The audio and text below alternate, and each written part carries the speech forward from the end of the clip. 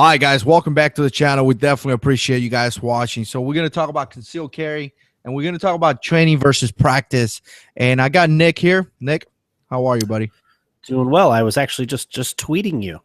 Oh, really? Tweeting you on Twitter. On my new Twitter account? Yes, it was. JH6? Okay. Yes. I'm fancy now, man. I'm telling you. So Nick has been check out Nick. I'm gonna put the links description, his channel links and all that stuff down in the description box. Really cool dude, so you definitely got to go and subscribe to him. But been taking a lot of training lately, and we're gonna talk about this training versus practice, because I think people are confused. People think that going to the range and shoot some rounds downrange is training, and I would disagree with that. You know what I'm saying? So again, I think people are confused. So Nick got some good points that he wanted to talk about it. So let's do it, man. Yeah, and I'm pretty sure you get the same comment that I do about, oh, that's a great training tip, or that's a great, I'm gonna go do that next time I train at the range, or whatever it might be. I'm sure you get those comments too. Like, we just put up like a bunch of dry fire and some low round count drills with Steve Fisher Sentinel Concepts, and a lot of people are like, oh, that's great training. And I always try to correct people in the comments, like, no, it's not training, it's practice. Both are incredibly important. However, there's a separation. Practice is what you learn during training. So training is where the knowledge is given to you, and practice is where you practice that information. I mean, that's one of the best things about taking firearms training classes is literally 90% of the class are going to be things that you can repeat by yourself at the range. But we need to make that distinction of, and I'm going to steal this line from Aaron Cowan that stole it from somebody else, of your body can't go where your mind hasn't been. So what I mean by that is just watching your channel or my channel or somebody else's YouTube channel, and they, reload drill or whatever it might be. You haven't done that, and you can go to the range and practice it. However, what changes practice from training, going to a training class, you have to, number one, you have to be on someone else's standard. You have to work on someone else's time frames, and you have to be able to do what they want when they ask.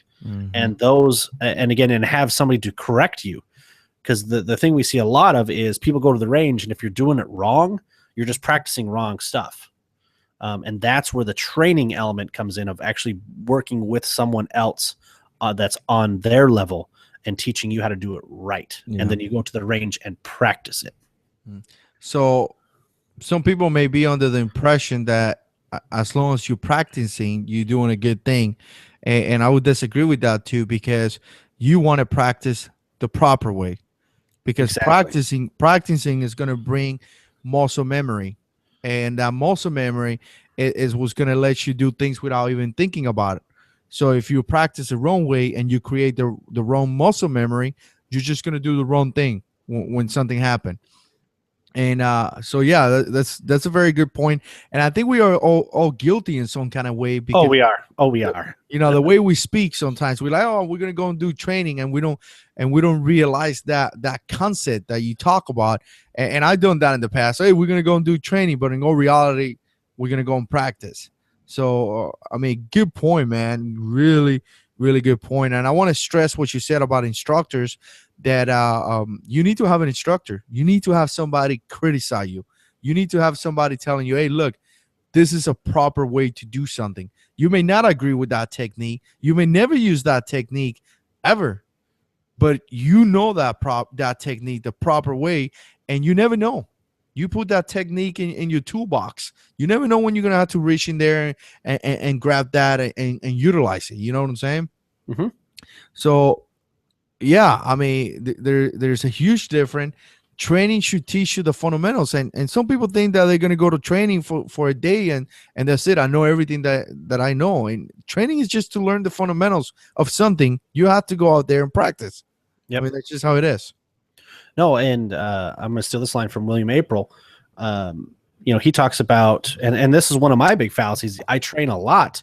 I don't make it to the range to practice it enough at all. And so that's when we talk about this dry fire practice and doing dry fire drills. But I mean, if you think about, like, let's say I took a training class 9 months ago, what does that do for me now? I mean, we're talking about a perishable skill, and that's where that practice comes in of keeping those skills up to par.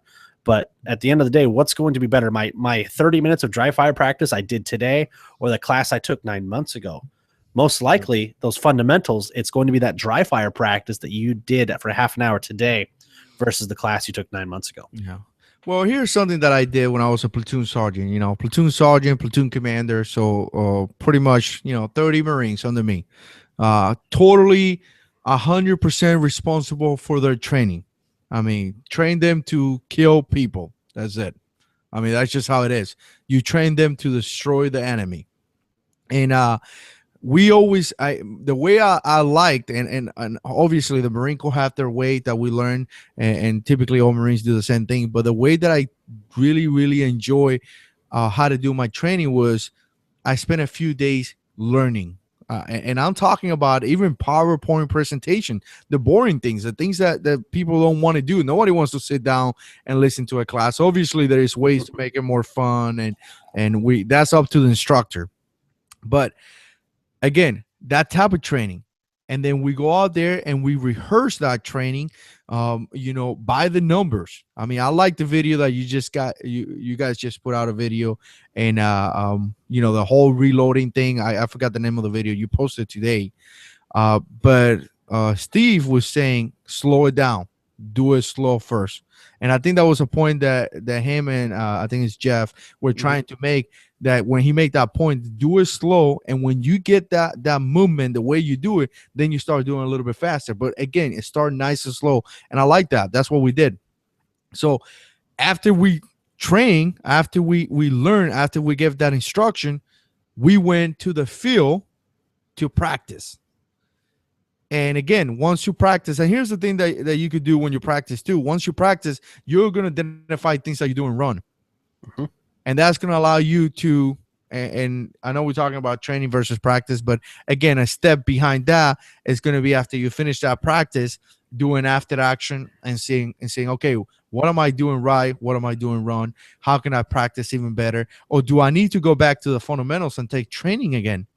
Do I need an instructor to reteach me this because I'm not getting this information? Yeah. You get what I'm saying? No, absolutely. Again, shooting is a perishable skill. Trust me. I don't go to the range for a month because it happens. We all have lives. We all got kids and wives and jobs. Happens. I dramatically can tell the difference in my shooting. And again, too, and something I want to emphasize too is we're not beating people up for this. Training, it can be very expensive. I completely understand that. But it's one of those things of like, you see somebody like, hey, I just bought 2 ARs, and it's like, you already had one and you can't really shoot it. So instead of buying the 2 guns, take it a training class, and the value you get from training class is just it's wealth of information that you get for the rest of your life, versus 2 guns that you might have for a month or 3 years, until you get rid of them or whatever. And that's where you really get the return on your money, is the training. Yeah, no doubt, man. And you know what? It's fun, man. Oh, it's so addicting. It's a blast, man. I miss it. You know what I'm saying? Man, just going to places, spending time with a bunch of guys that think the same way, seeing what you started doing, and maybe 2 days later what you're doing, and what you became, the skills that you gain. I mean, it's just fun.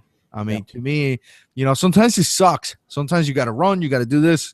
But at the end of the day, it's like, wow, I got this done. Now I got the skills. Now I need to go and practice. Yep. So, I mean, the thing that I did, kind of what you're talking about there, is, I went to Jesse this year at 4C Tactical. He's co-host on my show. And it's like, this year I was like, hey, man, let's go take some classes together. And that made it so fun because you have somebody else that's going through the same thing that you are. You can talk about, hey, I'm having this issue, or, are you having that? No. Okay. And you can just kind of talk about what's happening in that moment with somebody else.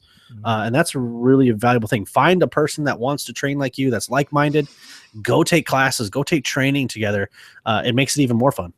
Yeah. And no doubt. And here's the thing too, though. For some of you guys listening out there, it's not that we saying, hey, look, you need to do this, or hey, look, kind of talking to you like you guys don't know. Okay, some people may take it like, oh, I know that, that I know that I got to do that. But you guys got to understand that a lot of people that watch the channel are brand new guys. I mean, I get comments every single day. I just got my new gun. So to this type of people, these new shooters, this type of information is going to be like, wow, they really didn't even they didn't know, they don't know this type of information. So that's why I always say, look, put comments down below, because past information, because guys are looking for information. So don't think that we're making this video and it's not to your level. I know we tend to put levels of expertise. This is this is for the brand new guy. You just got a gun. What do you need to do now? You need to go and take some training. We talked about trainings, instructors, and all that in many other videos. Stay tuned. We're probably going to talk about it again. But now, after you get that training and you learn those fundamentals, then you need to go to the range and practice those fundamentals. Yep. I mean, that's the point of the video, is it? Yeah, absolutely. And again, too, I want to stress that we understand money. Save up if you need to. If you can only take a class every 3 years, then by all means do that. Save up for it.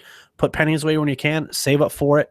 And then take the training. Do what you can. Obviously, again, and that could not even be with the realm of possibility. Then do what you're doing and finding great channels like JH6.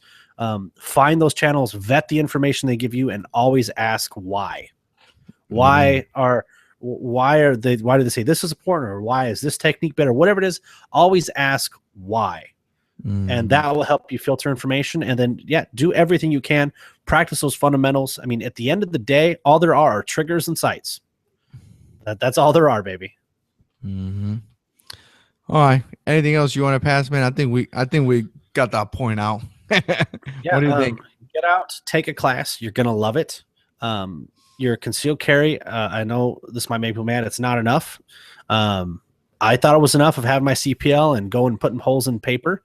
And then I took my first class and I was like, holy crap. And I ate humble pie. And do you know what? That was a great motivator. And since then I took like 10, 12 training classes in 2015, something crazy like that. It's fun. It's addictive. But that first time you eat that humble pie and you really learn like, hey, I don't know as much as I thought I did. That's when you can really start opening up your mind and learning things. Yeah, no doubt, man. You're always learning, man. I mean, I trained for many, many, many years, and I always learning. There's always a skill that you're gonna learn. Even when you become really good, then you're probably gonna train how to, learn skills that you could probably pass down to your family as well. I mean, it's totally different when you learn something and then you're starting to teach that to somebody else. That puts you on a different level. So I mean, you always got to be learning, and that's what we talk about here in the channel. Always be learning, man. All right, so anything going on, Nick? Dropping a lot of content right now. So if you guys are looking for dry fire drills or limited round counts, we just posted a bunch of videos, dry fire or 50 rounds or less videos up on my channel that you guys can go practice at the range with. Go check out those videos. All right, guys, as always, I appreciate you guys watching. Stay tuned. We got more videos coming up. Really appreciate the support here to the channel. Follow me in Twitter. I want to say Instagram for some reason. Twitter. It's because I'm trying to get you on Instagram. That's what it is. Twitter at JH6. There we go. Links are going to be down below. Continue to put comments. I really appreciate that. As always, guys, like the video. Stay tuned, and God is in control.